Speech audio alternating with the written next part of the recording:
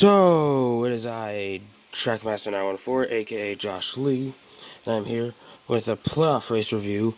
I might as well do it every week since I won't. I still will have the announcements coming up for what's been going on my channel. Elaborate what's going to be happening for the next 4 months or so, because it's gonna be a bit off, guys. Trust me. But anyways, let's get to playoff review here. So right quick, I might as well mention Darlington.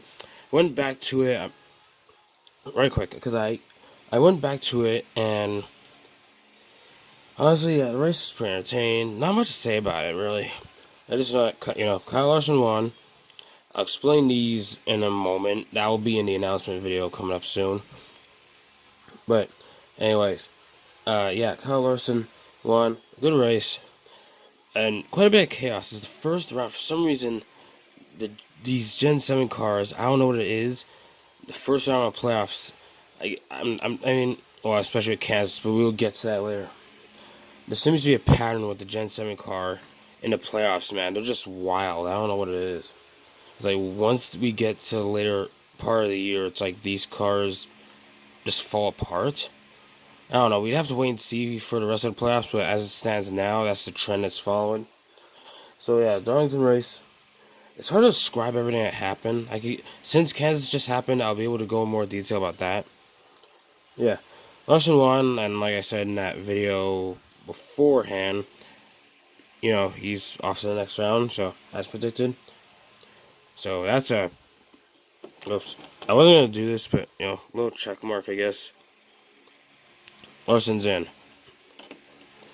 Now, as for, yeah, as for the rest of them, well, I was pretty, well, okay, one of my predictions, Bubba Wallace wound up, 1 point below cutoff, and, well, it looked like there was a good chance, I can't, especially knowing how Bubba did last year, a lot, even though, okay, a lot of people had him out in the first round this year anyway, but a lot of them did say, or at least I think, he still had a chance, and, well, it started off well. He started in the top 10. You know what? Let's get to that now, because not much to say about the Darlington race.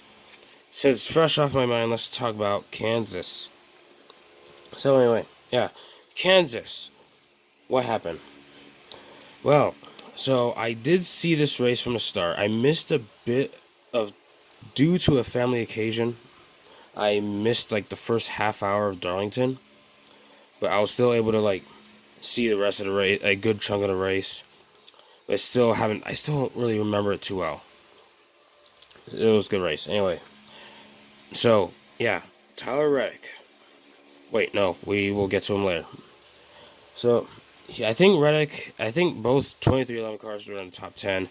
What was the first incident? Okay, so at least within the first 10 laps, there was, I think it was MTJ. Poor MTJ. And the thing is, I had MTJ as a lock. Well, sort of. Like I said, if you saw my video on my playoff predictions for who's going to second round, I said that any of these guys on Larson, could be out, even Byron. Well, Byron did good today. MTJ, and by the way, this goes by standings, by the way, so MTJ, I think, it showed him second in the playoff standings, and he's already having trouble. So, I don't know. You can't, even though I think he's a point or two below the cutoff right now, but you can't write him off. I don't know, because I think Bristol, I think he's pretty decent at Bristol from what I've seen.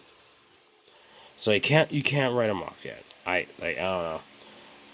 I've not been a big fan of MTJ, but I still have faith. Then what else is here? We have Denny Hamlin to go to Kansas. So I'm just gonna go down the board here for the playoff reviews. I feel like it's easier that way. That way I'm not just flip-flopping. So Hamlin did good, finished second today, so is what it is. Oh, I say today, but by the time this video goes out, it's not even gonna be Sunday, but anyway. Buescher had trouble with 7 laps to go. It's a shame, but he's still above the cutoff. But not by much. That could change at Bristol, but then again, he won last year, so who knows if he'll do it again. A lot of people are. A lot of people have faith that the RFK guys will be fast there anyway. So people, I mean, I'm not too worried. I don't speak for other people. I'm not too worried for Busher, but it is what it is. Kyle Busch, I forgot where he finished. I think it was in top 5, top 10, assuming he didn't like fall off on the final lap. Larson's in.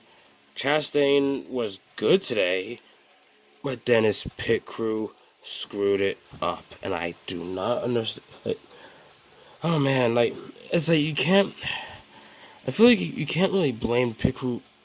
Like, pit crews like they can make mistakes sometimes. Like just dumb mistakes. Like it is what it is because they're human. You can only blame them so long, or for so many things.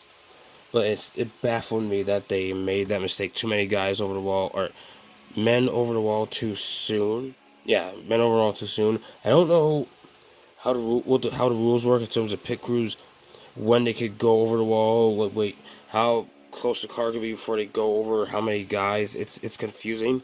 So when they explain it, I'm actually glad they explained it when it happened because I had no idea it was a rule.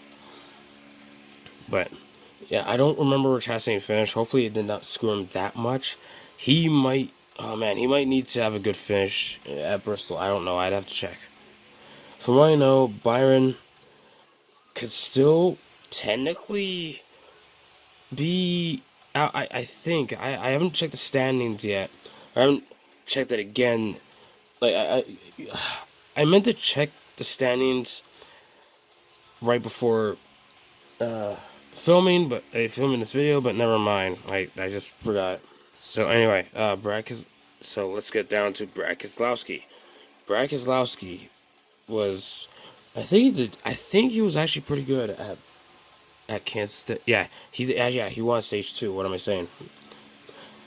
And I think he's above his cutoff. Hang on, let me pull up the standings. Denny Hamlin, unless he does something dumb and gets penalized, I don't see him. I don't see him being out. He's 49 points above the cutoff. I think he's safe, even though I haven't probably done the math on it yet. Keselowski is 33 points above in 5th place, so he's doing pretty well. But he could still be out depending on what happens. But as Bristol, I doubt he'll screw up that. I doubt anything bad will happen.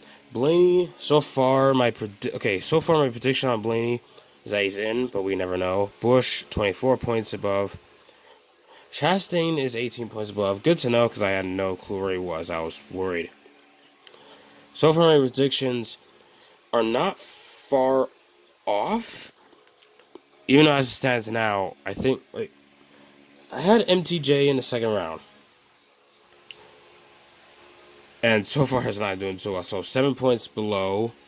Alright, so let me go through this right quick. So Byron Alright, so let me go through this right quick. Byron is 41 points above the cutoff. Keselowski is 33 points above the cutoff. And Tyler Reddick, he's in now because he just won. So I have him. So nice one. So far I'm right.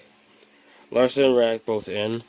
I thought Reddick would get on points. I didn't think he'd win anything in the first round, but hey, it is what it is. I wasn't precise on my predictions, or too precise. I was just hoping for who'd be in or out next round. I didn't really care who won as long as I was right on who's in or out. Busher is okay so far, despite the mishap, though he's 13 points above the cutoff. So, anything can happen though at Bristol. Christopher Bell, I have him out of the first round. So far, I'm wrong on that. He's 13 points above the cutoff. Logano's 12 points. Depending on what happens at Bristol, if Bristol's anything like last year, my predictions might be right. We don't know yet.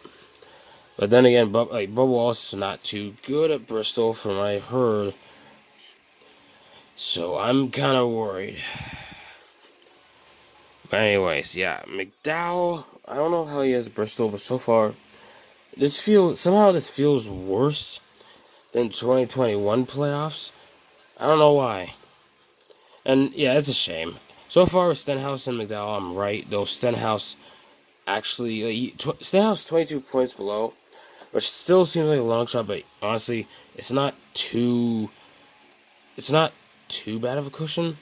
Like, he still has a chance, depending on, like, again, if Bristol ends up anything last year, Stenhouse could get in on points alone. You never know.